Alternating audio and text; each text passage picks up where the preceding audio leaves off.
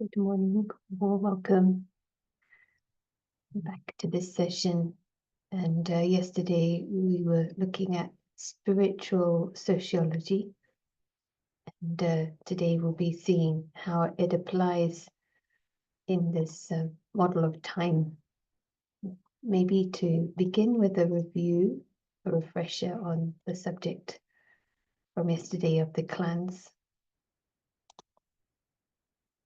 Each phase has its own quality. For the Brahmin, there is love for knowledge. The deity, there is happiness. For the warrior, there is the energy of courage. The merchant, it is the energy of comfort seeking. The Shudra of laziness. And the demon of sorrow. In the Brahmin phase, there is love for knowledge, simplicity, cleanliness, community-minded spirit, interested in higher truth, wisdom and God. In the deity phase, energy of happiness, contentment, love and being peaceful, there is perfection. He would climb Mount Everest just for fun. A deity would be an ideal friend. They are lucky. In the warrior phase, there is courage. Why did they lose the energy of happiness of the deity? With attachment in the story, it leads to the victim, beggar and slave mindset. As a result of bondage, there is fear, so courage is needed. Other energy is competition, risk-taking, fighting or dominating. They would climb Mount Everest with competitive energy and put up the flag. The merchant energy is of transaction, money, opulence. They would make a show. It's an inner stage. It's not dependent on the outer trade. There can be a merchant doctor, for example. There would be love for food. Mount Everest, they wouldn't go, but they might sell the tickets. They are further down the spiral of mind. The Shudra energy is of laziness, dullness, getting the wrong end of the stick. There is indulgence, looking for the next hit. They won't climb Mount Everest, they'll watch it on the adventure show on TV. Finally, the demon has the energy of sorrow, seeing the defects, what is wrong, missing the 100 good things, and brings others down. The opposite is the Brahmin, who sees the goodness in others and can bring others up. The time comes for every soul when we decide to jump out of this lower state. We don't like this feeling. We get to the point where enough is enough. If you become the Prime Minister, what would your policy be? If one created a deity community with a deity mind, you don't need gold and diamonds. In fact, you have the method.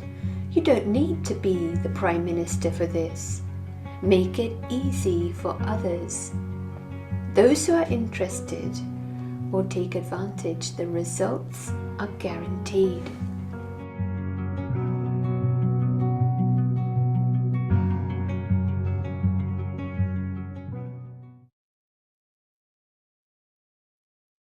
What has been important for you? And welcome to come into camera also and share any thoughts. For me, this aspect, we all have a journey through these different phases. So it brings a complete acceptance in a way that is also helpful to understand where we're at and what's happening in the journey of others. It's not a judgment.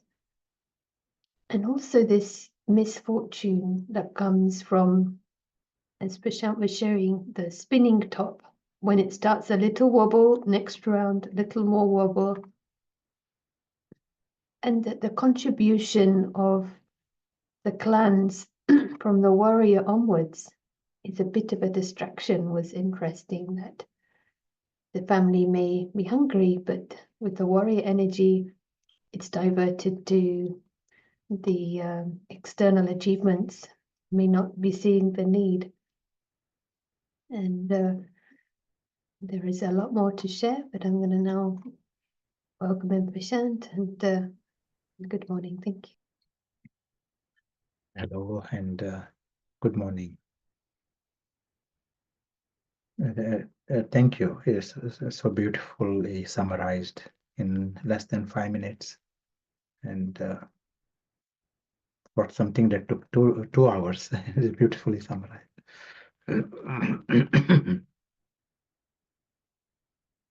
Right now, we create a few minutes and we go for that highest consciousness.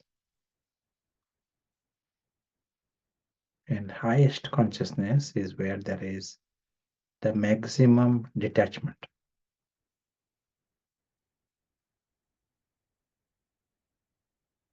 The whole chaos is getting trapped in this web. That is the only chaos.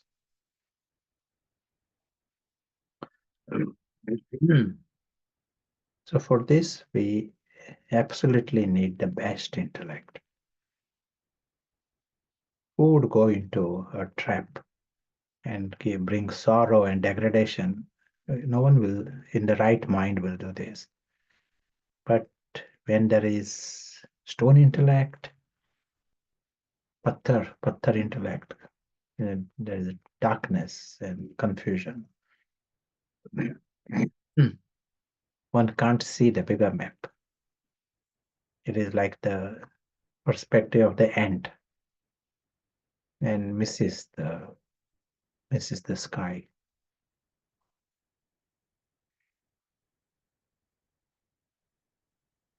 And this is why the full, with a full confidence, they are going in a direction, creating more bondages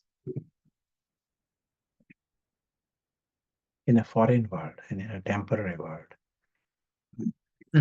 with the label of success or attainment.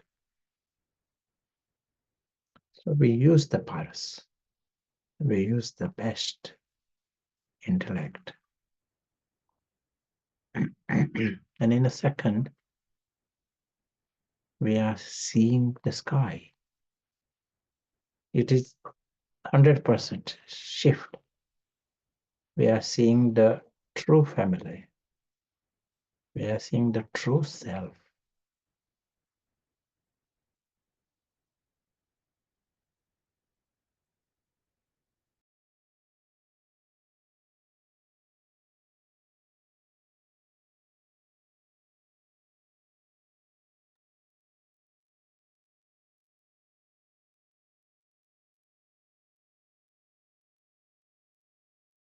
And true self, he is the invisible observer of this physical drama. He observes with 100% independence, detachment. Understand, drama is separate. He is separate.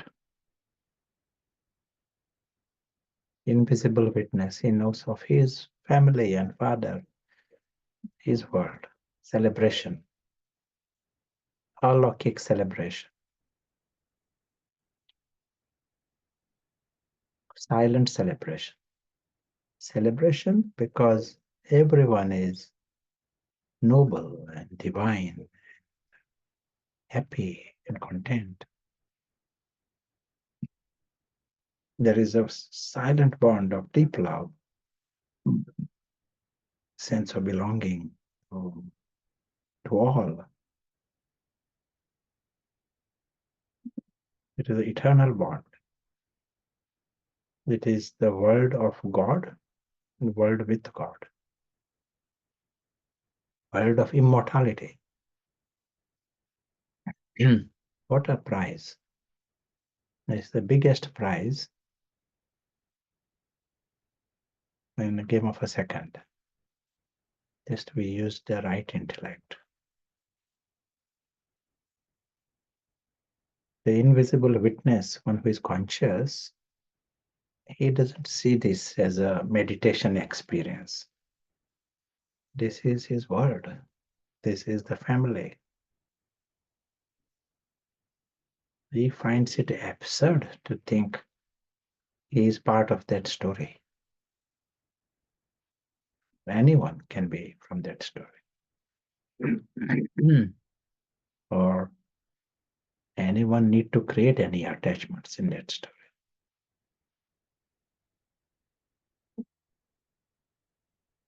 Complete independence, as was said, highest consciousness, there it has to be a maximum detachment. Invisible witness has that full 100% independent in the story.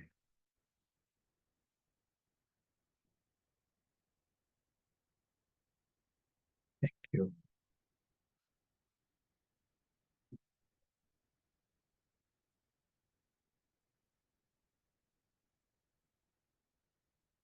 Feel free if there are any comments or questions. Otherwise, we'll be moving to the next subject of today. No questions or comments.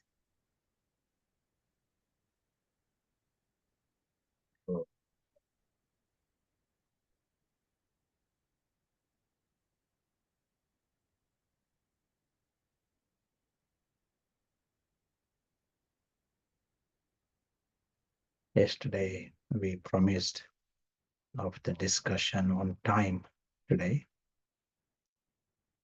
And it is a discussion on cyclical time.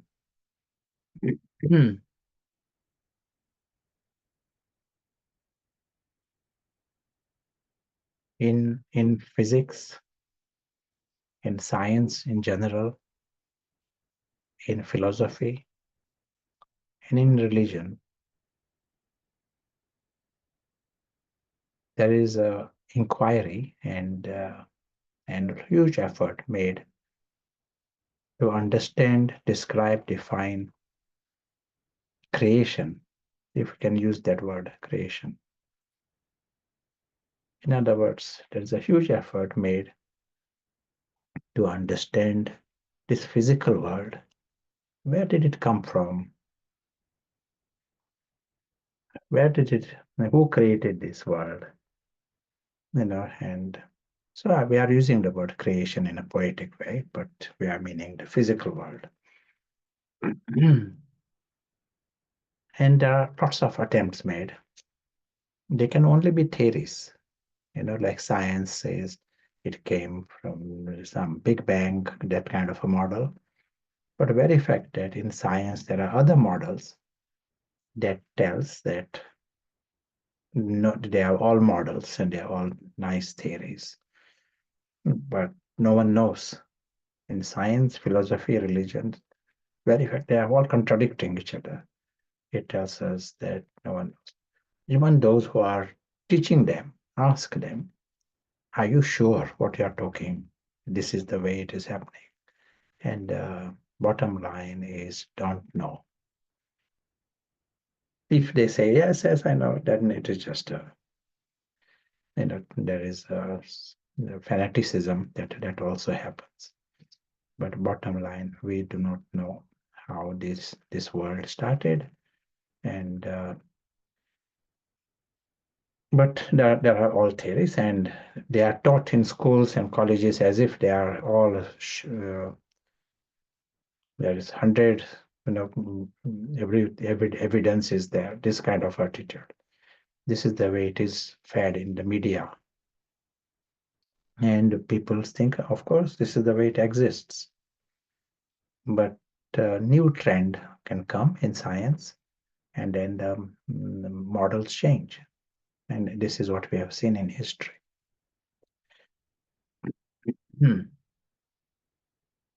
Now here, the new thing in what we have been discussing is the knowledge of the eternal soul, that brings a completely new angle to this.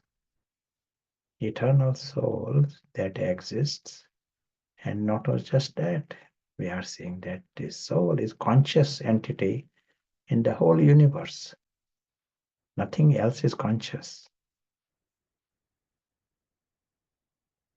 It is like the most amazing thing. Soul is the one who experiences. Soul is the one who can think. And right now, where there is discussion going on, who is making sense of these ideas and discussion? It is the soul. Soul is trying to make sense. The invisible soul. So that brings in a new angle, a new insight into the game.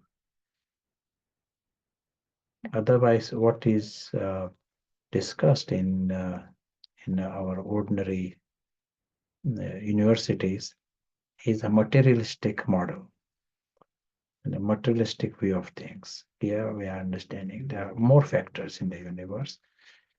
You can't think of a human physiology by ignoring the heart. It will not bring the right results.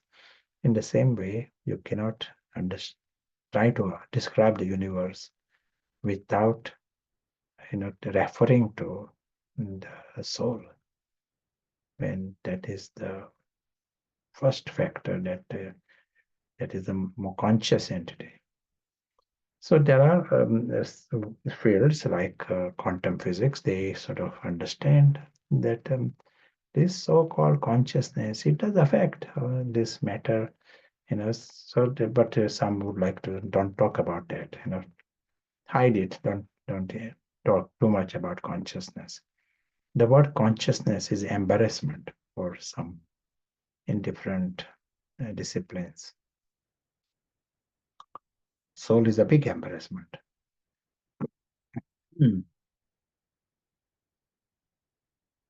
Now we are coming to the spiritual insights. And in the spiritual insights, one thing we have seen is we at one time have an inner life which is 100% body conscious, lower consciousness, 100%. And soul consciousness is almost zero. And we also know that there was a time we were 100% soul conscious.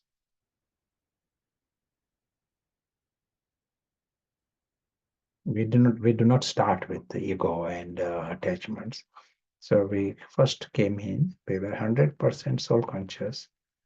Now we are 100%, into the Ravan's world. But we are also seeing, so the change has happened, but we are also seeing right now we are making effort. We are here to bring about change. And you can see the change. You create 1 minute, 2 minutes, 10 minutes, that is a change. You've got a method to bring about change. And so we are aiming to go back in the direction of 100% soul consciousness. If we do not bring about it ourselves, then there are Vinash forces to push us. Vinash forces are determined to remove all our ego. So, gives us an idea that we are going towards 100% soul consciousness. In other words, at the level of the consciousness, we are seeing a cycle, that we move from this full light into darkness and darkness into light, fully clean and pure to one with full impurities, and then from full impurity to completely clean and pure. So there is a circle that we can see.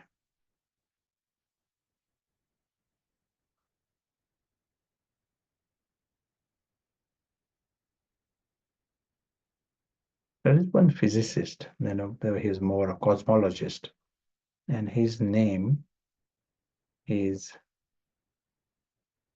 Julian Barber. and based in Oxford. And his book is called The End of Time.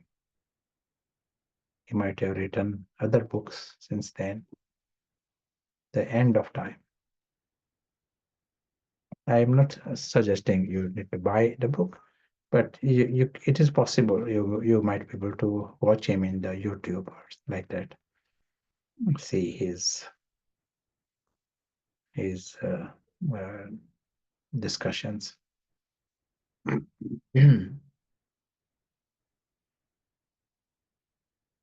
Julian Barber.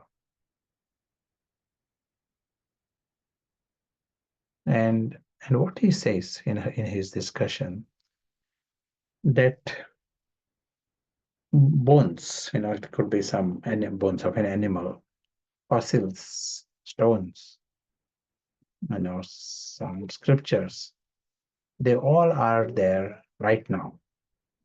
You can see them, you can touch them, they are there in the present. Because we can see them now, to make a premise that they were there yesterday, those bones were there yesterday, he says that is not science. Because they are there today, they were there last year, or that animal was there last year or sometime in the past. That is not science. Did you see it at that time? What you experienced, that matters. Otherwise, it is a projection. And we can say maybe there was bone yesterday also, maybe, but it is not science. By science, you need to show it. Did you experience it? He sees this world in a different model. That's why the book itself is called The End of Time. And he says all our history has to be dropped, because that is a projection. And we, based upon some little bit here and there, we project it and write history books and teach others history. Usually based upon the present, we are projecting it. We had one history professor here. He used to visit me, at work. And one time I asked him, do you have understanding of cyclical time in history? And he answered it a bit differently. And what he said, he asked the students, can we ever know history? And first day students, he asked them, can we ever know history? And they all are so sure about so many things. They say yes. And he tells them, we can never know history. That what they are going to study are the theories and maybe just stories of history. But what really happened, we can never know. So professor, one who knows all history, he will say something like this. But ordinary people, we like to, just take many things and very soon can become fanatic also about things. Now we here, as we said, based upon the factors of the soul and immortality of the soul, we can discuss another model. That's all anyone can do. Understand another way of looking at this world. Just as we saw spiritual model in sociology, we are seeing here the model of cosmology. And in this model, we are souls, and there is a time we are in our home. There's also the souls, they are in that silent eternal home, living stars in their eternal sky.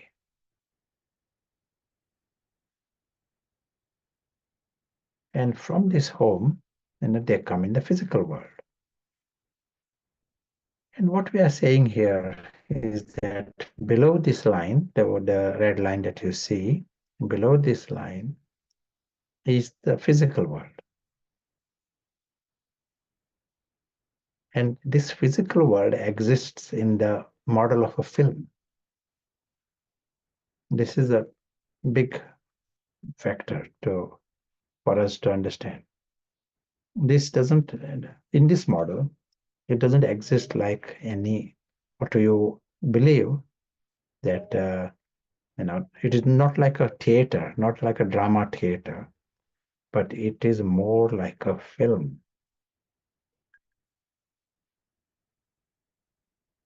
And who is the observer of this film? Who is the audience?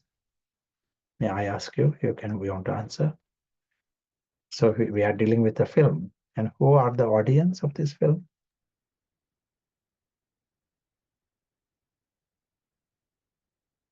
So we are, souls are the audience, the guests. Yeah, souls. Souls. Yeah. If you use the word souls, then it is right.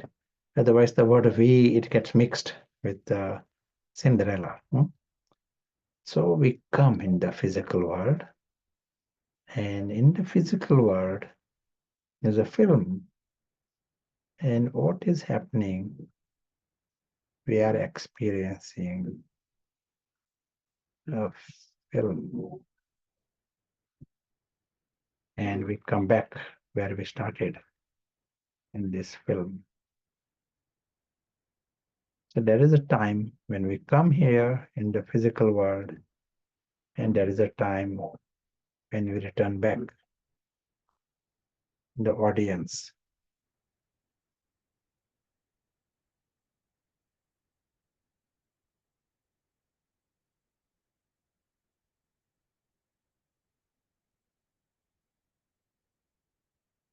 So there is a time we come in the physical world, and there is a time when we return back from the physical world back to the home. We don't stay in the theater forever.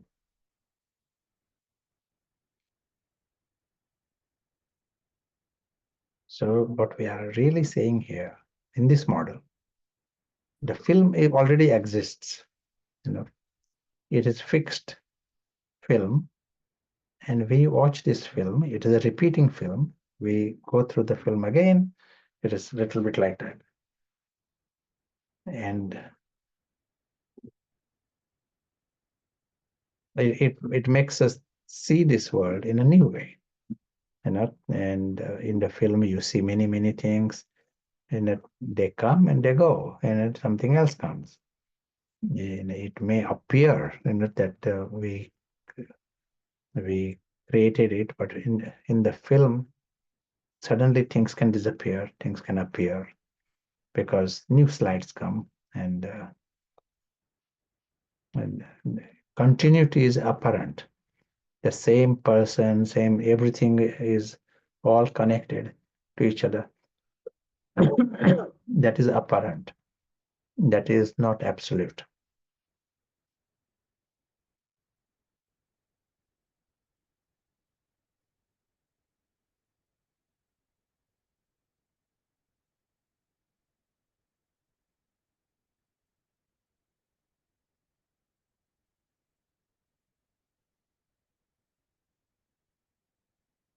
In this film, and once we arrive here, we then uh, start watching this film. So our journey starts, and we take birth and rebirth, and that all this happens. It is not you you stay in one body forever, or your association with one body. No, we are dealing with many bodies also. So birth, death, but the soul is the same. The journey of the soul continues.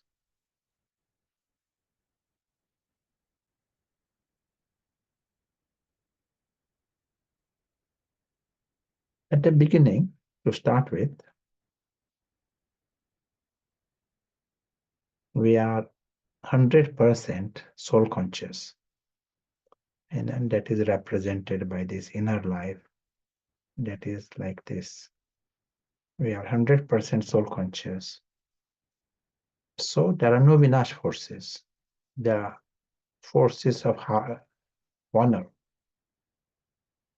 So because the inner life is the best, outer world matches with that inner life, and we are getting the world that is the golden age of mankind.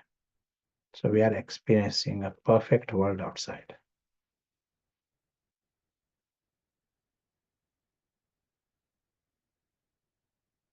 So this time we can say is the golden age of mankind.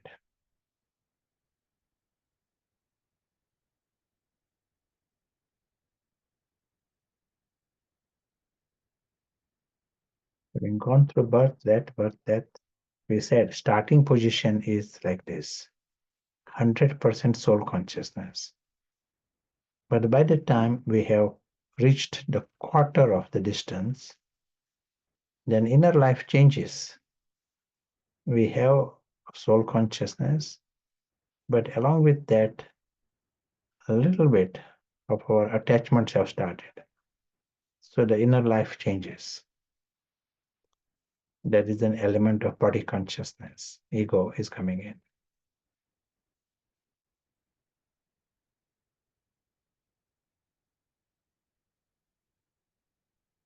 It may be very small to start with. It starts from the beginning of the golden age.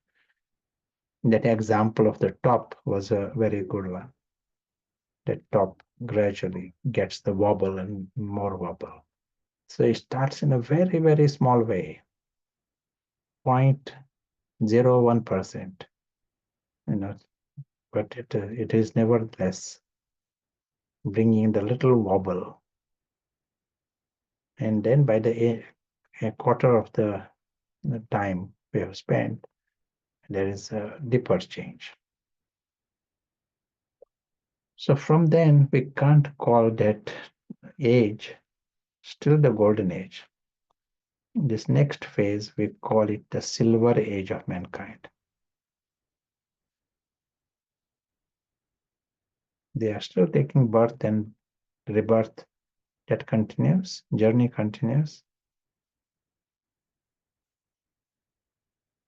We are experiencing the inner life that is predominantly soul conscious, and outer world that matches with this greatness, inner greatness. When we reach this 50% of the journey, half the time, when we have covered half the time, inner life becomes one where there is ego is increasing.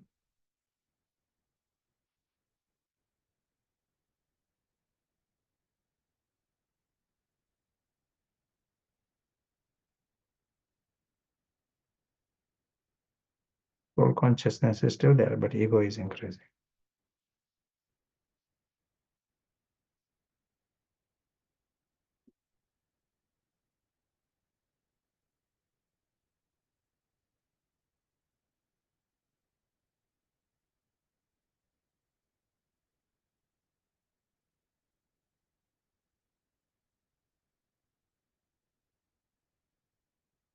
It is the journey of the soul, and as we see here, it involves many, many lives. Even in golden age, we may be in with many lives. Birth, death, male, female, that kind of change happens. Different families as we go through. But we are watching the film. The soul is aware that he is 100% separate from that film. And then he is really watching the Silver Ages plots. And now he comes in at the 50% half the time. And when we reach this half the time, the inner life becomes 50-50.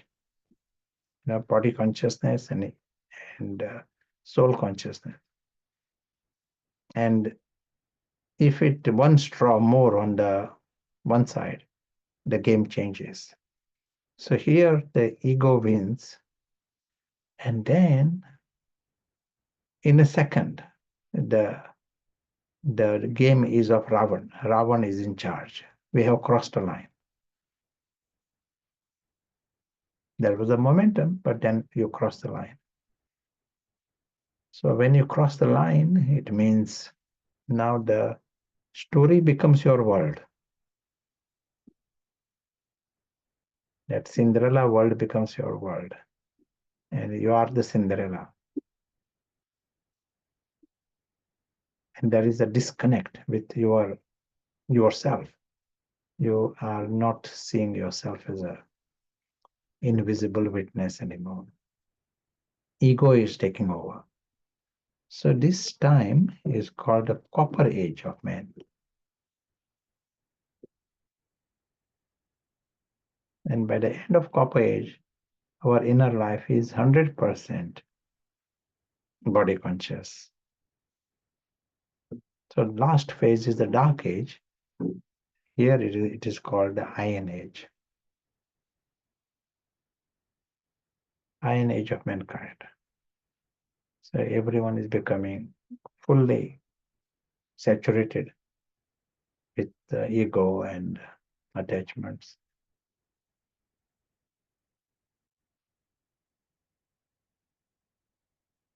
And intellect is 100% stone. So there is no question even. He lives in the story, but there is no question whether it is a story or not. Fully enthusiastic about the story. So that is the iron age of man.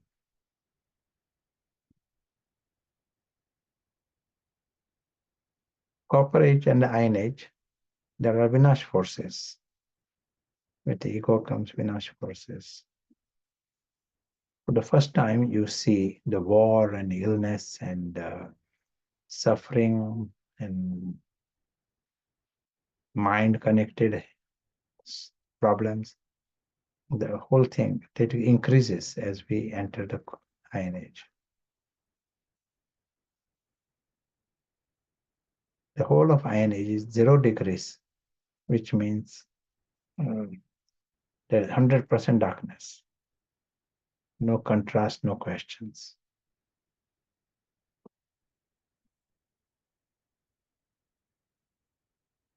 Last sector, we call it a confluence age. And we'll try and see what this confluence age is. We'll see another sketch.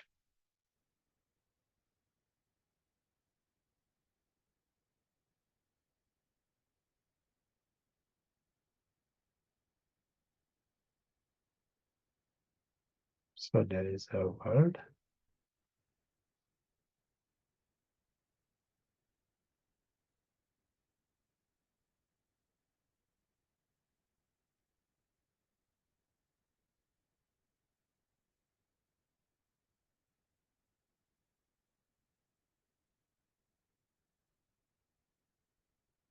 We saw that there are 4 ages.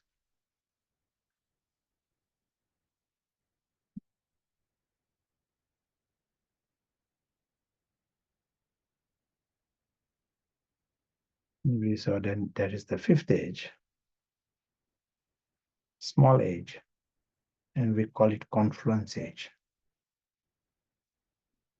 What happens in the confluence age? What are the 2 things that happen in the confluence age?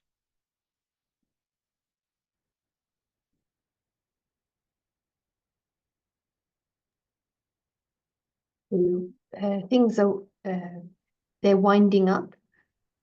So it's the end. We start to remember. We start to reconnect. There's a transition at this time. It's the time your intellect opens up and there is awakening. the destruction of the Iron Age world, so some change, recovering, awareness. Yeah. So confluence age is the time when the transformation happens from the complete Iron Age to Golden Age. We're talking about a huge shift, big transformation from the Iron Age to the Golden Age.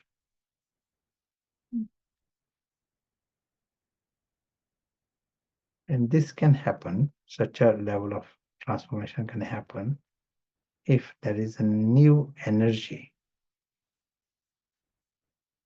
a new intervention. And this is what really happens at that time. God himself comes and gives knowledge. Until then, Ram is in his world, and all this drama going on. But there comes a time, in this case, towards the end of the cycle, where God comes and gives everyone the method to bring about the change. Most important, new knowledge comes. Confluence age has a blessing of the new knowledge.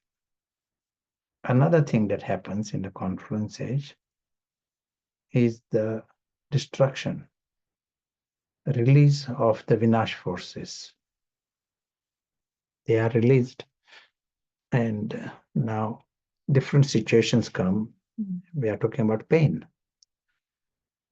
And for one reason or other, through wisdom or through pain, everyone drops their wrong posture. Everyone drops their ego-based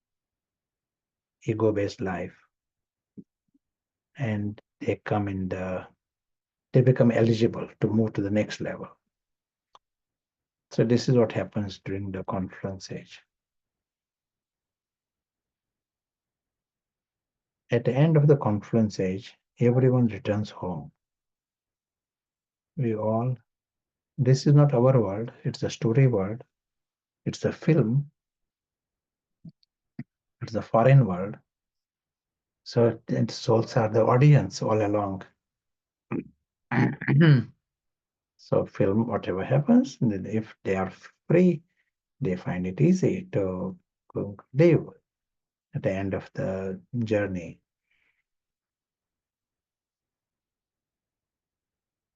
And for one reason or other, and the forces are acting, and the Vinash forces, and plus also those who are perfect and those who are ready to fly.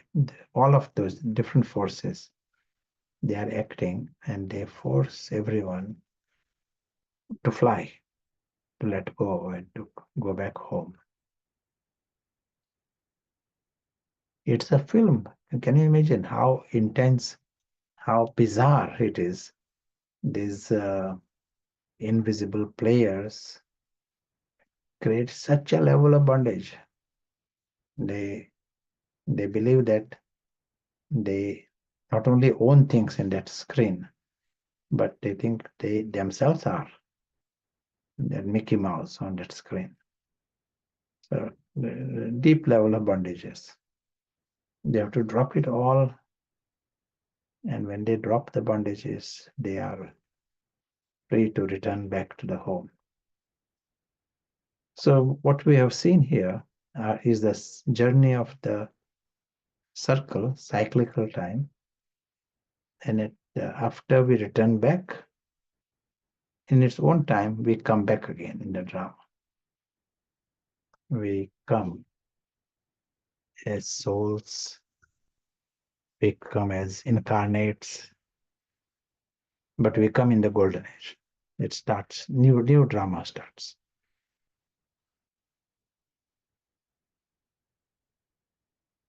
We are watching a fixed film, and that's what has happened by the time you complete the cycle.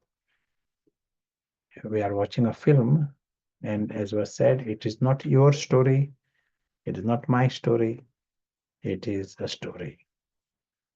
Film, when you go to watch a film, you are watching a film. It is not your story we are watching.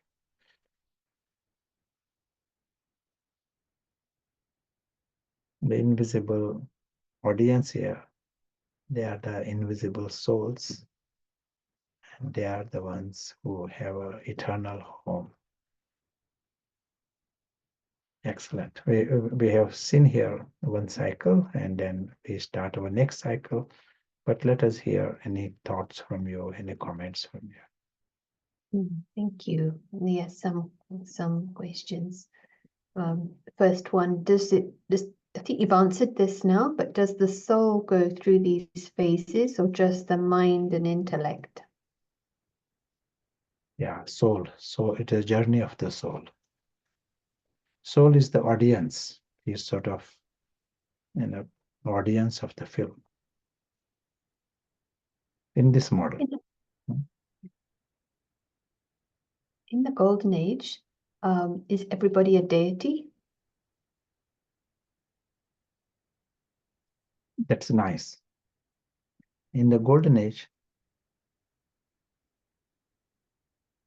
everyone is a deity at this point. In the silver age, those who are deities, they become warriors. By the copper age, the same one becomes merchants. Iron age, the same one becomes Shudras. And at the confluence age, they become Brahmins. And so the game then continues, based upon this. Even in the golden age, we saw that some start the journey very, very early, some start later. Not everyone comes at the same time. Population grows gradually. And that is reflected here also. Not everyone comes, on the first day, but they need to go, they come at it at their own time. They come in the story.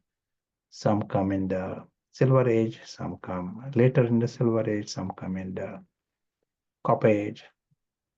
They join the travelers at different time in the cycle. You mentioned yesterday that some now may be in the deity phase, so it's pulling back to what you just said. Yes. But at this time, you mentioned those that came at the beginning of this film are at their lowest, or they are Shudras. So is it like the backdrop is that Shudra, but there are some coming who are in the deity phase? Yeah, good. So if you take a cross section of the society today, you might find there are some who started the journey long, long time ago. And then they have gone through that long journey and they arrived here. I want to ask, where do you think we are? Anyone thinks we are in the golden age? You want to raise your hands? Anyone thinks you are in the golden age? No one is raising hand and typing no. One is written we're in the confluence age. No one agrees with Mr. Trump? No Trump thinkers. Okay. So where are we then? Which quadrant we belong at the present time? Only Trump is in the golden age. Others think we're in the confluence stage or phase age, close to the end. Diamond age, someone's written. Yeah. So we are towards the end of this cycle. And as was said, at the end of the cycle, there is a transformation. Everyone has to return back home. It's a huge thing. If you are a body conscious, it will appear very disturbing. If you are soul conscious, you watch the circus, you go home and you come back again. So that is exactly what happens. If you are soul conscious, you can handle it better. So if you take a cross section at this point, you will see there are some who are very, very old. They are in the Shudra phase at present. Some who have started later, they are in the merchant phase. Some are in the warrior phase. Some are in the deity phase. They have just arrived. And as we were saying, the deities of the golden age and the new souls of the iron age, there is a difference, big difference. But there we can still say they are the new souls, and they are not overt merchant or shudras. And they have less power, so they cannot hold on to that deity status, fully. They lose it very quickly. But everyone starts with 100% full power. So is it inevitable that we go back? Go back home. Yeah, home is the place where we belong. We never belong to the theater. We may even say, well, I want to stay here, but there are bouncers in the theater. So also in this theater also there are bouncers. Different Vinash forces, they become bouncers.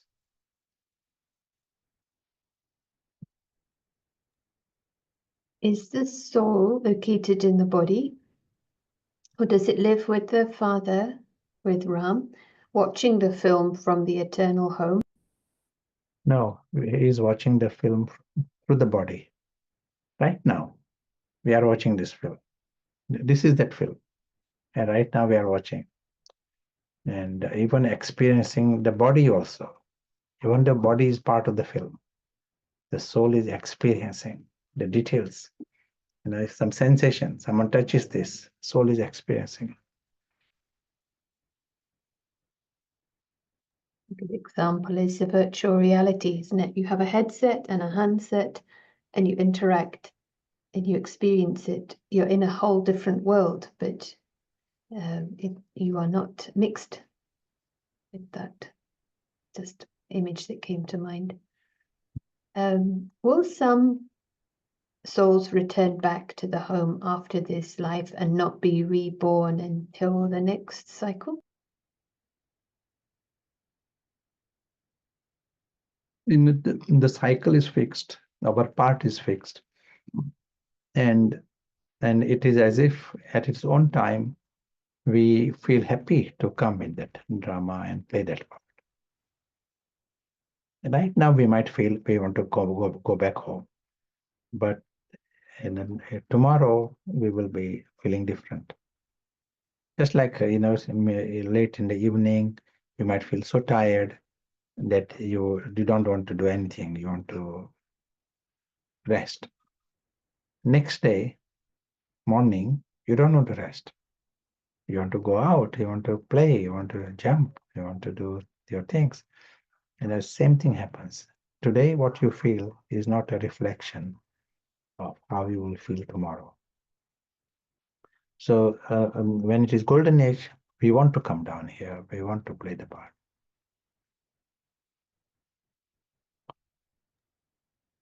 Can we make a full recovery to become pure again, just like we were when we came? Oh, if so, what are the tips to do the changes, make the changes now? To have full recovery, what changes?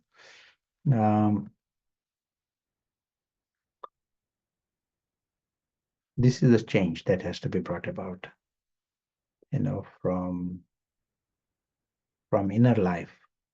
All these alloy within the soul, they have to be removed.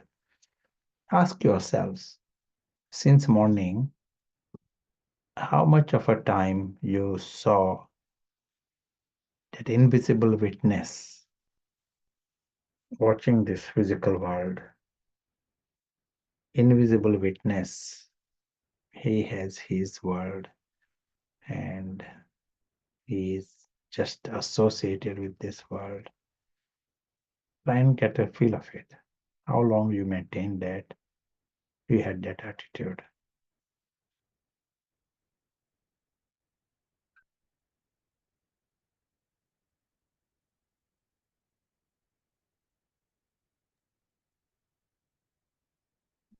A couple more questions. Shall I ask them now? Mm-hmm. Yeah, thank you for this. How do the souls come in when we come initially?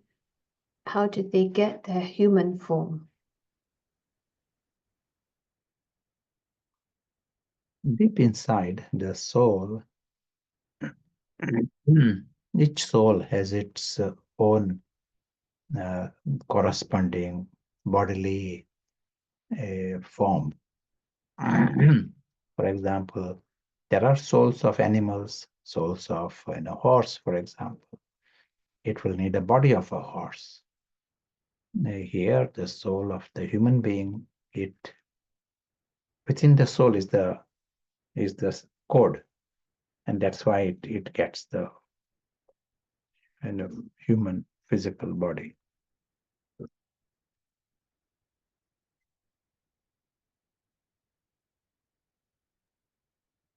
Thank you.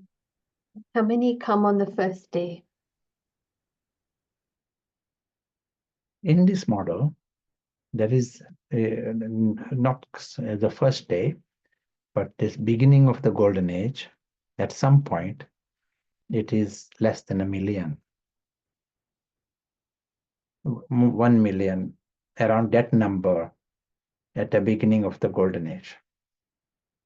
It does not mean on the first day, and I'm not going to be held for the accurate census results of the golden age, population census, but that sort of number, less than 1 million. And it is good for us to compare it with today's population, which is 8.1 billion, which is almost 10,000-fold expansion. The planet Earth, get an idea how gradually the expansion happens from the beginning to the present time.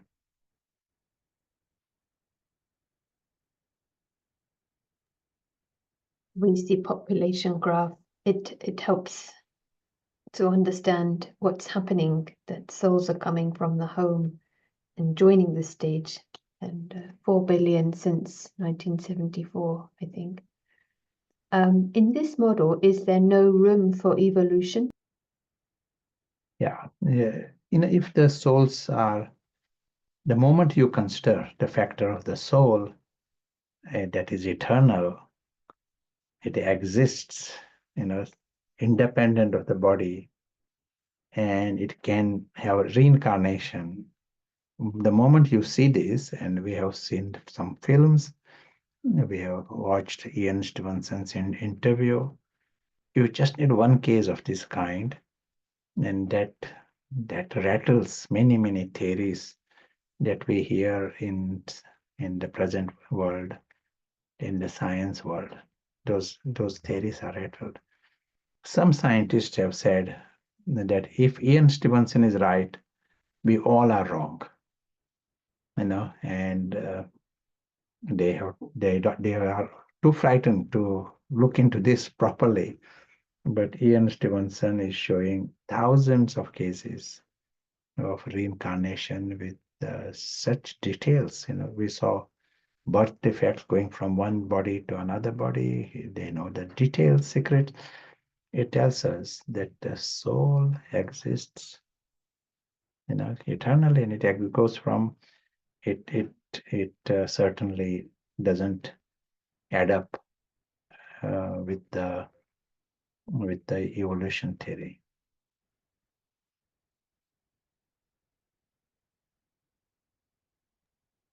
Yeah, thank you. There aren't any other questions right now. Yeah. And Sarah, want to add anything?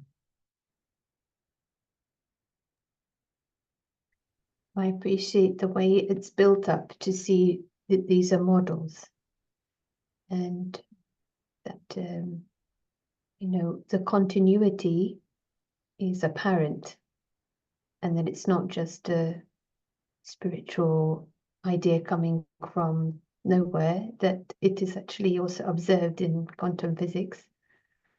And just to be aware of the models, and of course, main thing is we take benefit from what is helping with spiritual progress and coming out of confusion and seeing it as a model meanwhile, and in time it might also, from our experience, we open up to some other ideas.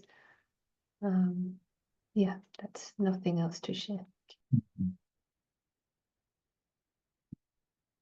We'll be creating some time for experience and uh, and um, and to be in at the greatness of the confluence age is the option of making use of the knowledge. We will see in tomorrow's discussion where that knowledge comes from, the ideas that we have spoken all this time, where do they come from? We'll discuss it in some details. But right now we have this the method to bring about this transformation, how to remove the alloy within the soul. That method we have got.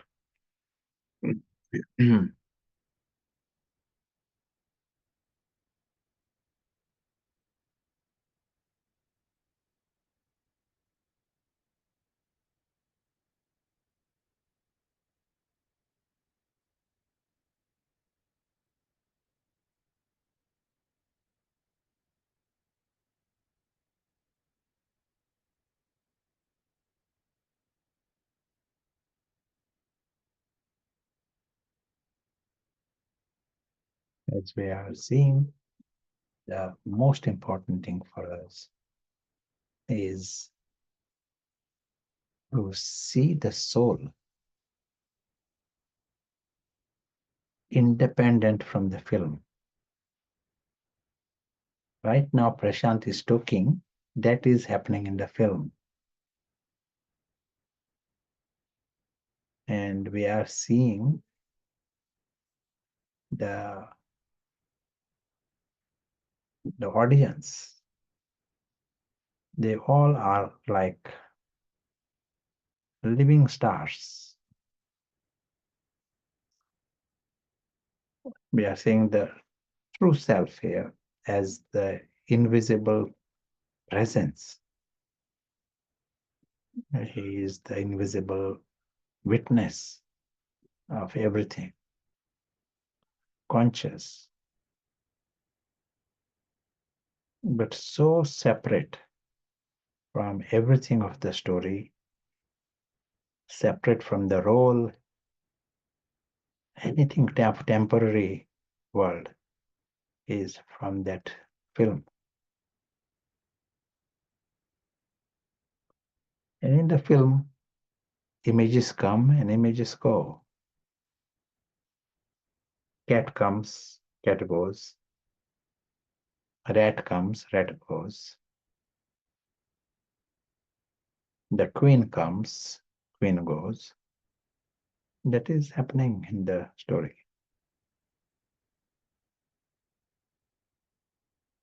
Ordinarily, there's so much attention on this little, prince comes, queen comes, so much.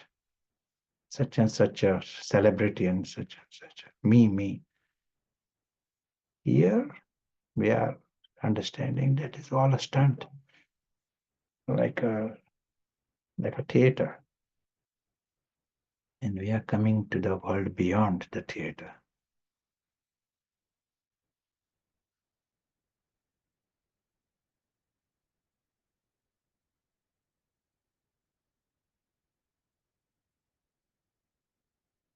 And beyond the theater is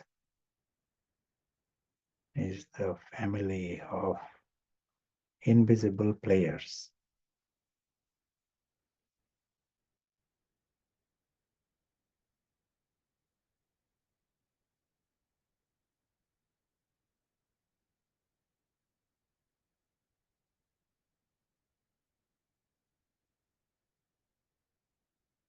They are the invisible witness.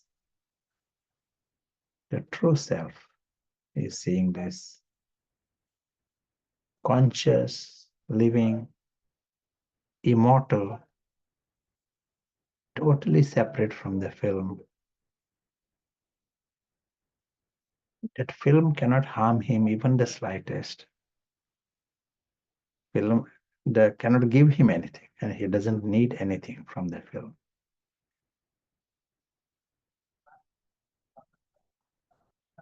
He cannot use what is in the film.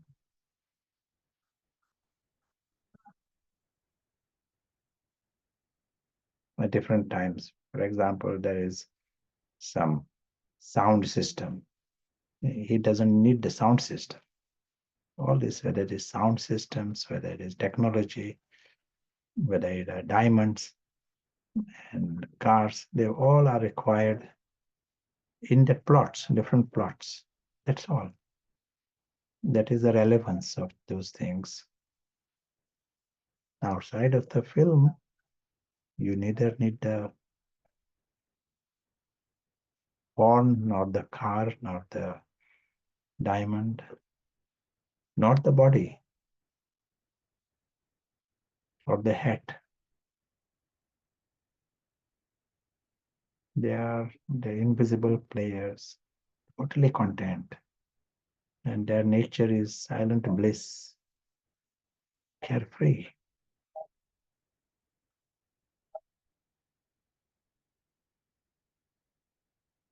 They stay in that total wisdom because they have understood the film is a film, and they have understood how to remain completely free from that story.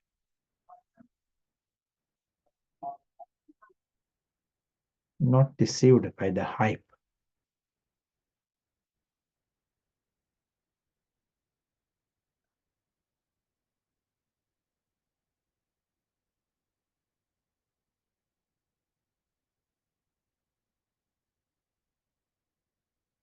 Invisible witness, he also knows he is very, very lucky.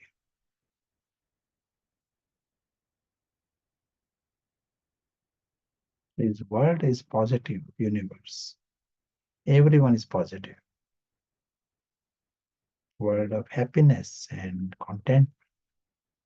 Everyone is loving. All immortal and beyond harm. Noble. Noble personality, very natural. Everyone is like this.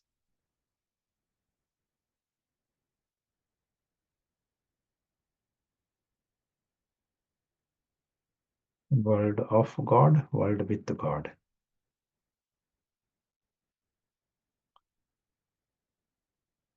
As we continue on our journey, we remember the immensely beautiful truth of these invisible travelers.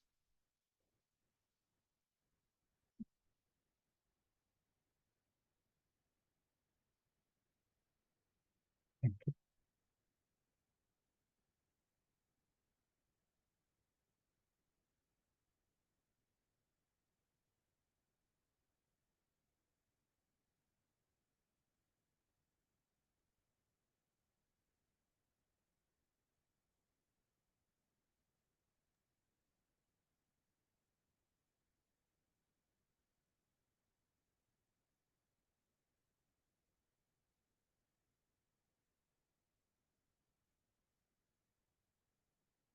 Thank you, because it's a complex subject, but we come back to the practical experience. If there's anything you want to add before we maybe take a break, although there are a couple of questions also coming up. We will take the questions. The one question, there was a reading from the Rajoga philosophy, the Murli, where it said, Shiv Baba, so word for God, says, I'm not old. A soul never becomes old, but his intellect does become stone. So this is the quote, and the statement is, it means that only the intellect goes through the stages, but a soul does not. Maybe it's more of a question, but it's more of a comment than a question. But yeah, it is nice to know. Within the film, things change. Everything is changing in the film. Like you can take anything. Your pen, book. From new it becomes old. It gradually changes. You can see the difference. In its appearance. So things are changing, becoming old, and human bodies change. But the soul is not part of that film. It is not part of this physical world. It remains the same, 100% same, eternally. But if there is anything that happens, it goes into this spiral, downward spiral, and creating these attachments. And attachments happen because of confusion, as we saw, at the beginning. Only when the confusion factor comes, intellect becomes stone, then confusion comes. So the intellect gradually changes. That is the most relevant change. But as the intellect is changing, the sanskaras also change. So other factors also change, but soul is not old or young. and the intellect is in the soul, so Yeah. the intellect is changing. It's all part of the soul. Yeah. And it affects experiencer is going through it. So someone is asking, if we understand we are just an invisible witness, an immortal soul watching a film, isn't suicide from a point of awareness an exit from the movie theater? Suicide is the word suicide. Yeah. Is it an exit from the movie? Yeah, the death in any form, there is a rebirth happens. No one lives no one can live that physical level, existence at the physical world. No one can return back. No one can return back to the home until we reach the end of the cycle. They may die natural death, or they may commit suicide, whatever happens. But no one can return home in the present state. They can return home only in the state in which they came down. And that happens in the confluence age. You need knowledge, and Vinash forces have to be released. All of that forces the soul to drop is madness. That a stone intellect is like reaches the level of madness. He totally loses himself in the film. He thinks, I am that Cinderella. So it is bizarre situation he finds himself in.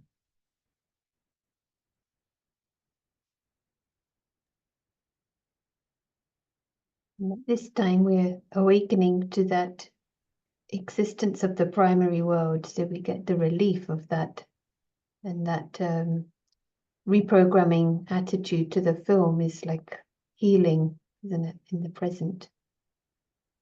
When the cycle ends, everything is completely reset for the next cycle, and the same ruins will be discovered again, and the same cosmological events will happen again. It's a lot to grasp. It is the What same can, film. When yeah, you're watching a film, you see the same film again. Just that this is a three-dimensional film. That is the difference. 4D time. And what can help with getting on board with this to understand it? It's like a lot to grasp. We need to practice being soul conscious. Ordinarily, or mixed. We are not soul conscious. We are mixed. We mix our life with the Cinderella. Things of the film. So that doesn't help us grasp it fully. But more we use paras and more we experience that detachment, soul consciousness, many things will become easy. Like you become free and a bit objective when the soul is conscious. So then you're not in it, trying to understand it from within our identification, and keeping it like an idea or a model, knowing that we're already dealing with a model of modern science, at least one school of thought of Big Bang. It's one model. Yeah, but can we access the soul that is pure with no attachments in the here and now? Yeah. And the real challenge is to maintain it. But if there is a aim, intention, yes.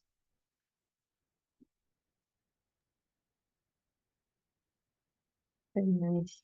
So we probably have a bit to reflect on, and the question could be for our discussion: what do we need to do to come into the golden age and create a deity community? Are you happy with that? Yeah, very nice.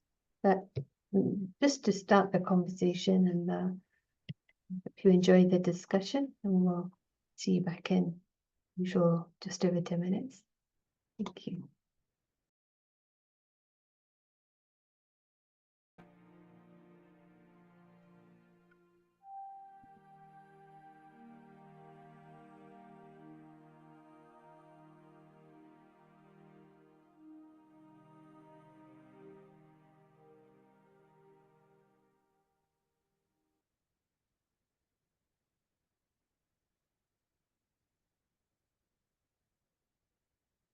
And then welcome back.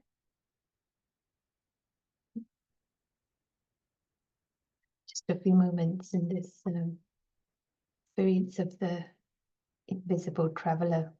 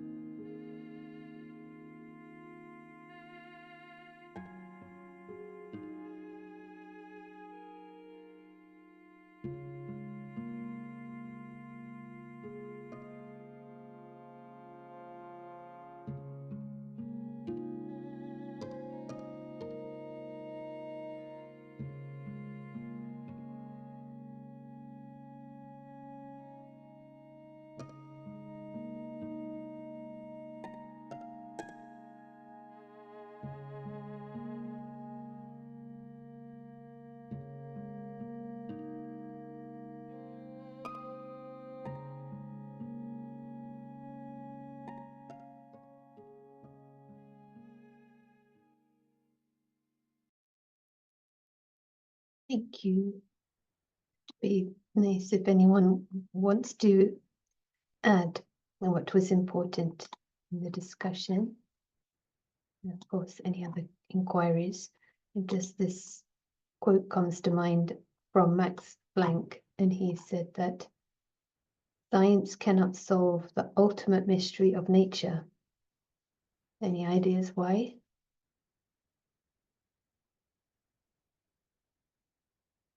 They can't solve it.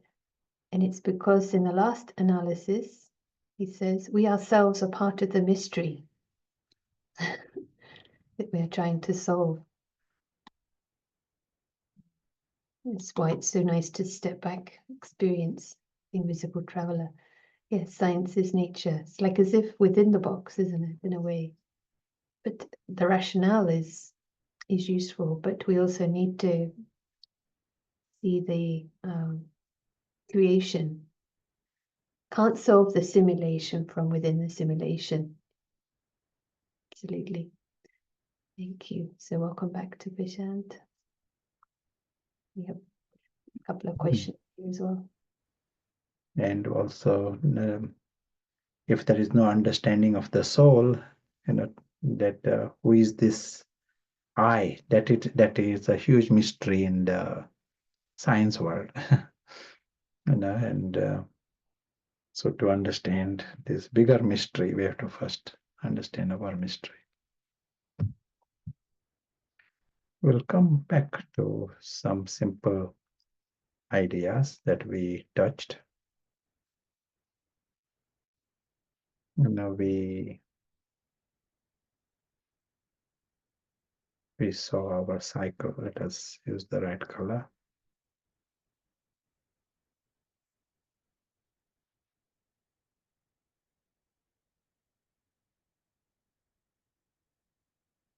And we saw that there are these four ages, and then there is a confluence age, and there is a time when we come, and there is a time when we return back.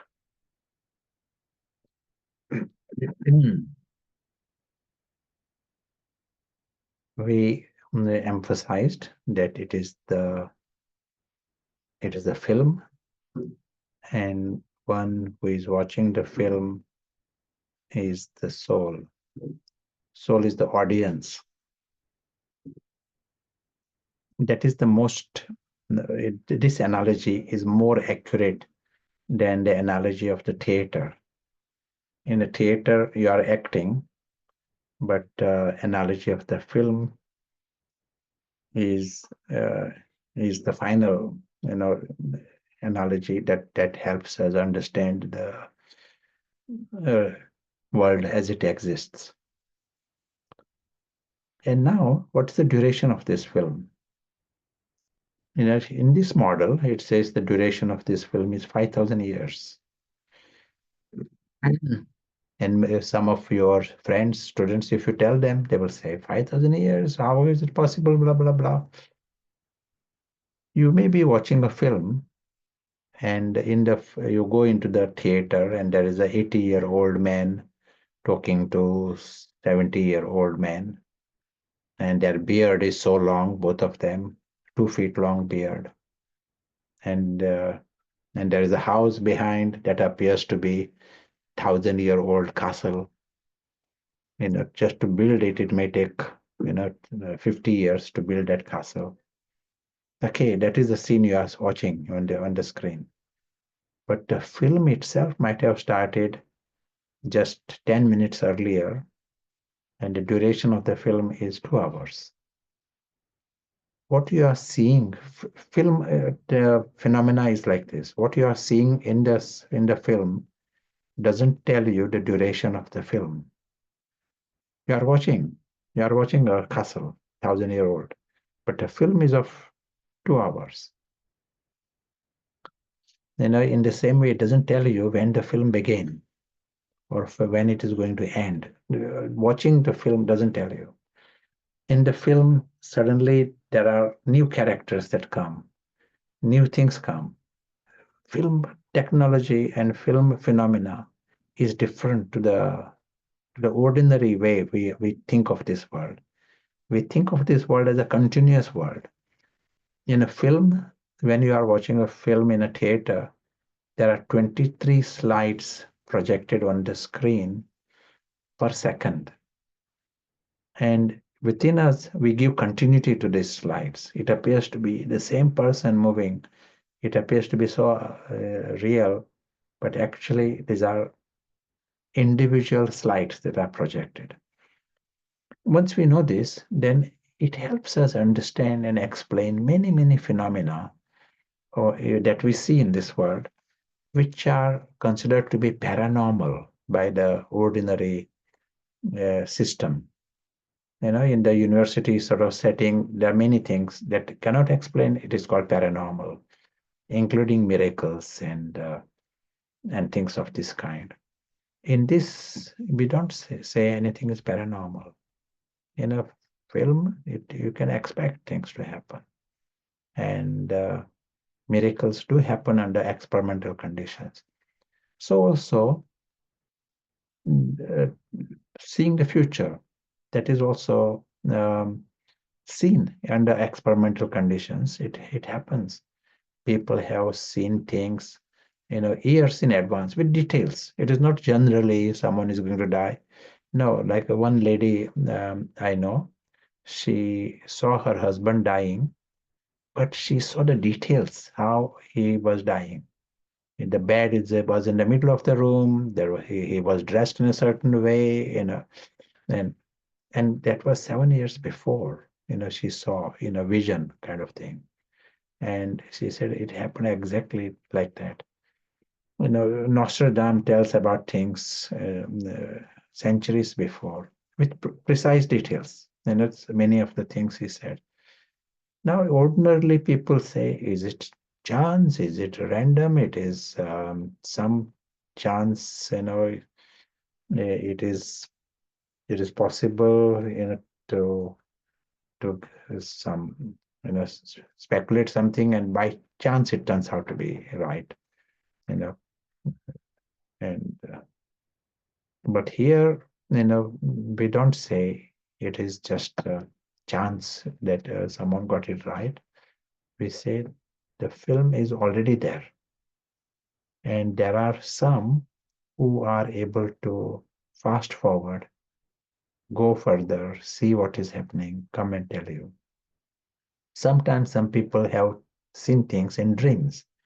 Sometimes just a few days before or a few hours before, they see things, what is to happen beforehand.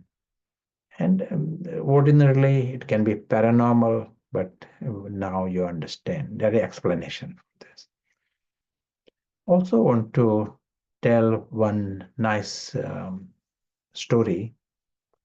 And this story is in a book by Peter Russell. Peter Russell is a physicist, and I don't remember the book, but it is on the environment.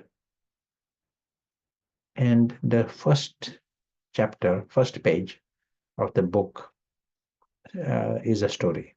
And in the story, one train is going off the cliff, has gone off the rails, heading towards a cliff. And seeing this, the driver jumped out. So there are three big situations. Train is off the rails, heading towards the cliff, and there is no driver. But passengers are oblivious to what is happening to the train. They are in the party and excited about party. They are getting new cakes. He says planet Earth is in the position of this train. It is heading towards the cliff and everyone is in the party. Is it like that? Is there a party in your town?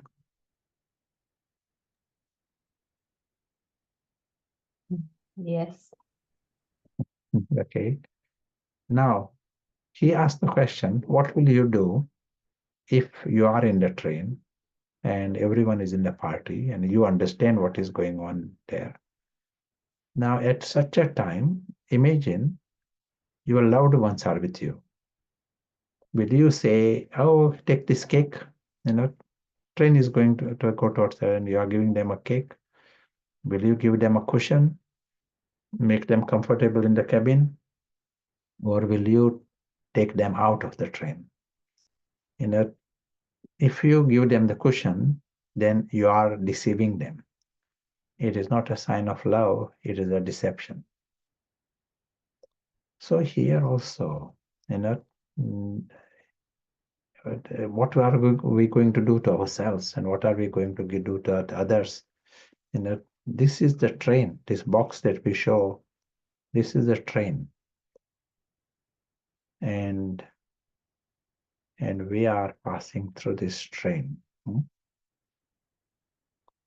And whilst in the train, for whatever reason, confusion, stone intellect, but if we are giving cakes to others, we are not doing some good karma, or we are not loving. It is not a sign of love, it's a sign of deception. They will be trapped in that sinking train. If you are sitting there with a cushion or wants more cushions, you are deceiving yourselves. Sometimes people ask, what's wrong having good time here? Nothing wrong in having good time. But do you want a good time in a sinking train? Do you want to put yourself in danger? Now, what is the yogi life? When you understand the knowledge, what happens? How does it change? You understand the bigger factors. Intellect is different now. Now you are understanding very different. Your game is different. Every second, you are remembering the home. You are coming out of the train. You are taking steps. What steps? You are taking steps to become free from this sinking train. So every second, you are remembering the home, you are coming out of the train.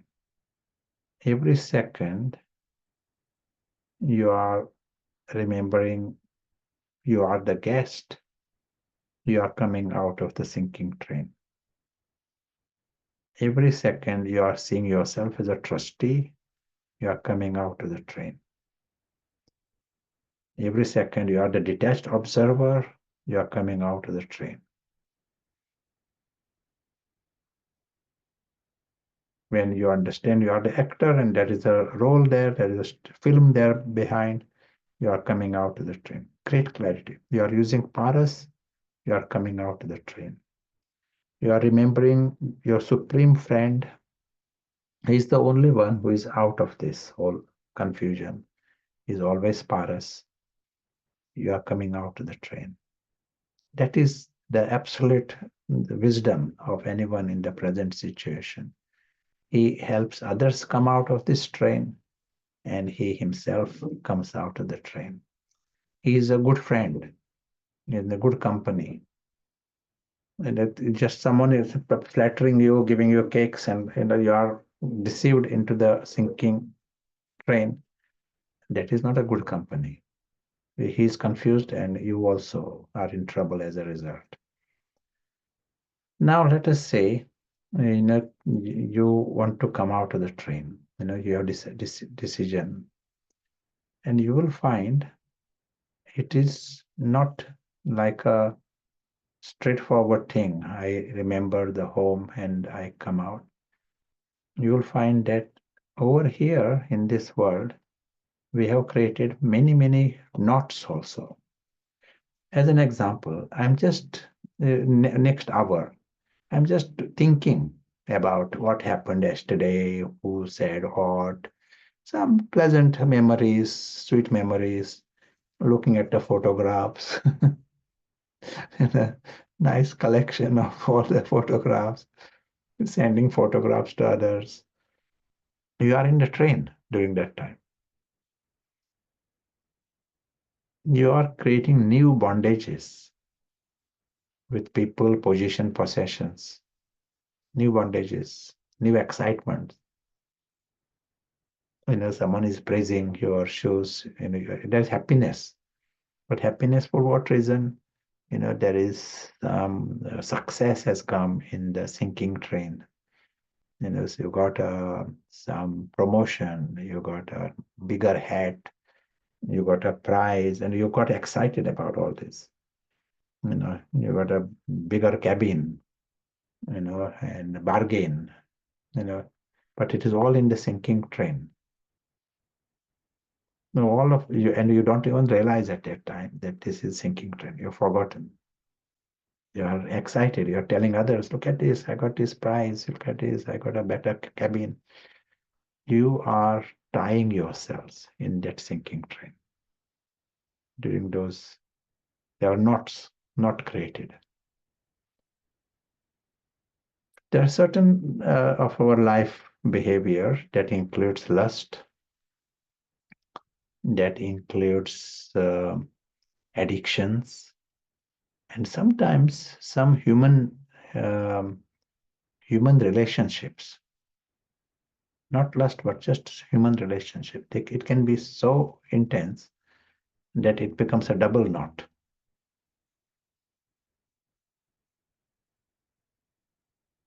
Which means you are realizing that this is now the dangerous situation. I have to come out of this train, and then I want to come out fully out of this train.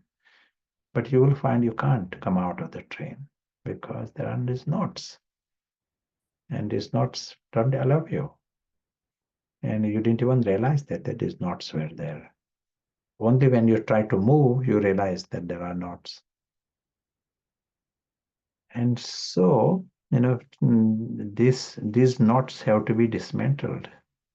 And first we have to realize there are these knots with different things in this sinking train. And if I observe them, then I will do something about this. All of this will help the passenger to become free and come out of this sinking train. Let us say you have come out of this sinking train. You have come to God. And you say, before the train was in the deep end, I managed to come out. He says, very good. You are very courageous, brave. Full marks for becoming free. To be coming out of this train means a lot. It means in this sinking train, you don't have trace of my, trace of I. No, you don't, you are not singing songs in that train. So your heart and head is out of this iron-aged world. That it is a huge thing to come out of the train. So that's great, you have come out. But then he says, go back in that train. He says, you come out, it is very good. But now go back in that same train. Go back in the same town, same country, same family, same body, same job, same setup. You go back in that same thing. And what's the difference? Why are you going there again? You are going there to free others from the sinking situation. You got experience of coming out, so you are a good person to go back in that sinking train. So you are sent back in the sinking train to free others.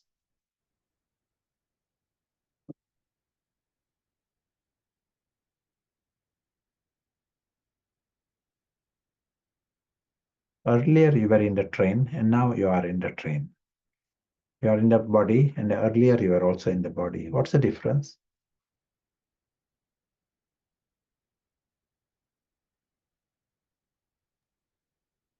The difference. Earlier you were eating, now also you are eating. Same food. So what's the difference? So now the difference is that the soul is conscious and you know how to come out. You have awareness, a different mindset, a different That's purpose. good. Very good. Earlier, you were there for the reasons of Ravan. You were the ambassador of Ravan in that train.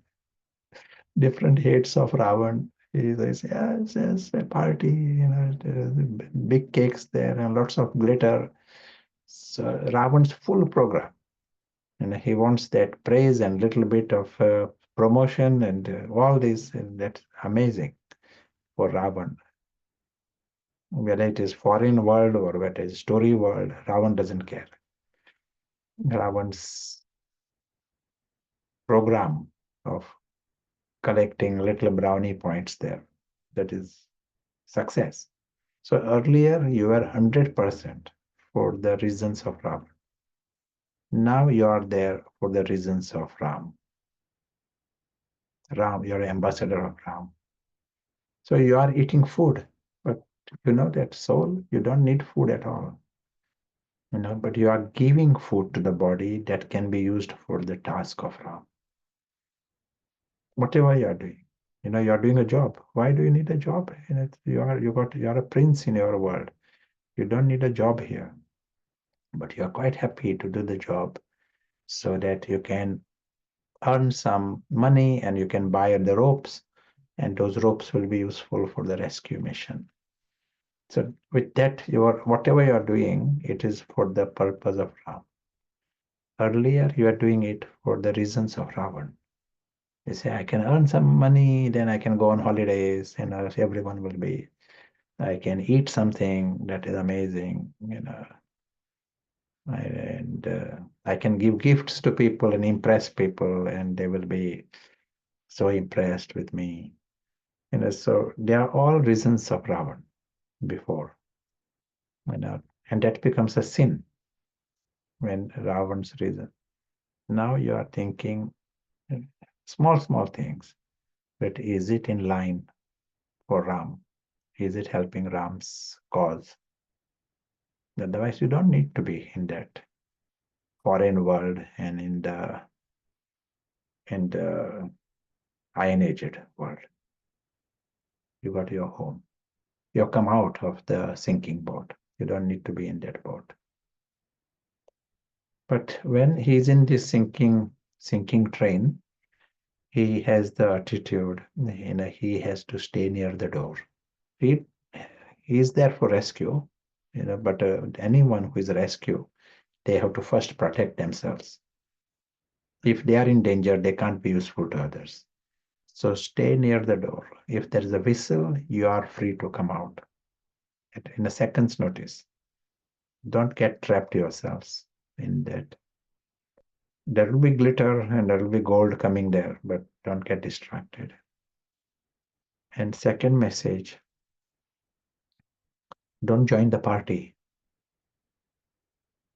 Party will take new form, new colors, new, Easter is coming very soon. So party will take different form. You be cautious not to join the party.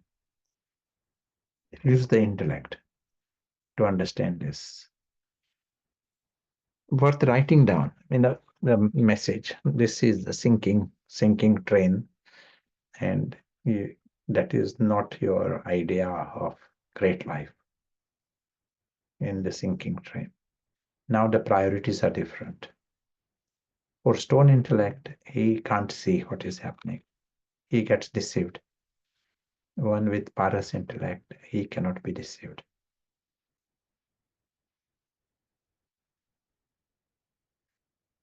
Excellent. So it will be nice to hear some thoughts from you. Yeah, much appreciation for this. There's a few questions, and we can maybe share some now, some tomorrow. Someone asked, can we just cut the knot? You possibly answered it already, but anything to add? But the knot, I am very good. But first we need to know the knot, that there is a knot here, and we don't nourish that, don't act from that. Once you have seen it, more you try to come out and you observe it, you will find a way to dissolve that knot. It is not like a simple thing, decision, I cut, but decision is important part of it, but some determination is required in this. And Ravan's different heads, they are the knots here. Ravan's heads are very stubbornly holding that sinking train. Is it possible on this theme, is it possible to know all the knots, and how can we precisely know them? Once you start the process, you will observe where your thoughts are going. You will observe. Say you want to stay in the experience of the home. You want to stay in the experience of being this invisible prince. Invisible witness is the invisible prince. That got a big prize there, in an extraordinary life. And why not? He is with the King of Kings. It is an extraordinary truth of this invisible soul. And why am I not experiencing it? If I choose to, then you will notice that there is a knot, something pulling you back in the story. And then you will use knowledge to dissolve it. Each of the Ravan's heads, we need to stop supplying this food, stop the supplies. That is the way to remove the knot.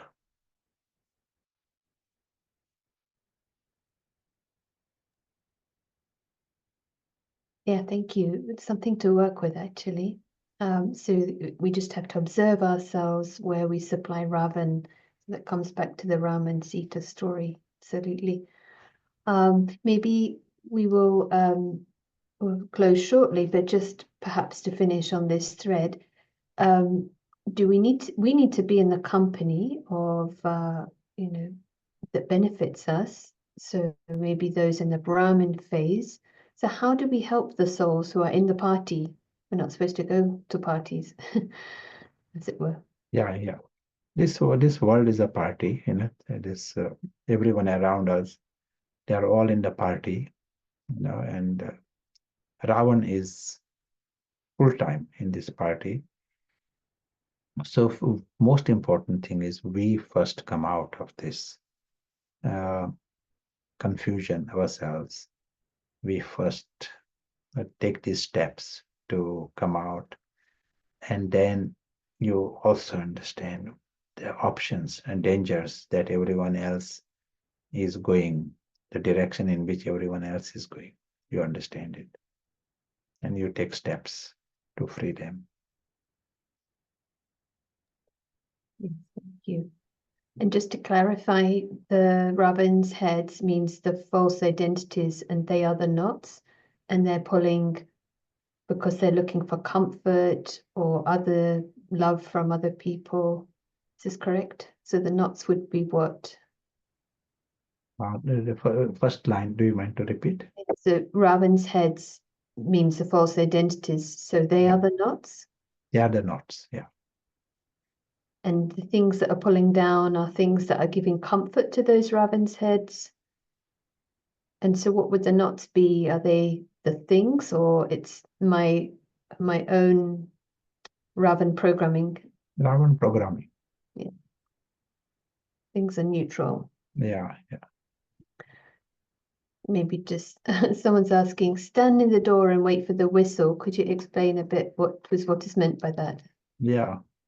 So then death is a big area, and the destruction is a big area. So you are in that train for your mission, but if it is time for you to go, leave the train. There is no sorrow for you. You are not feeling, oh, I'm missing something. I have not this is, I'm losing something, I'm losing someone, you won't have 1 second of feeling of that kind, because you are not there for the reasons of Ravan. You are there for reasons of Ram, and you are always free, ever ready. So if someone has gone, but reasons of Ravan can come. You like something, you want to hang around, you want to think about something, you want to, you have forgotten your mission. That is possible. Until you really understand the game, that is very possible. Forget the mission completely. You are into the Ravan's party also. So if death was to come this second, are you ever ready? Or do you feel you got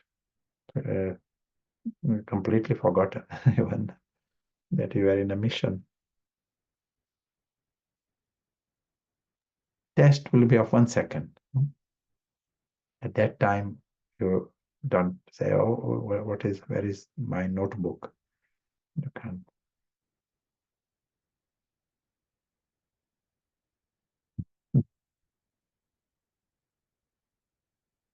Some of these things we have to, it has to go into our bones. So these are becoming very natural instincts for us. The essence has to be imbibed.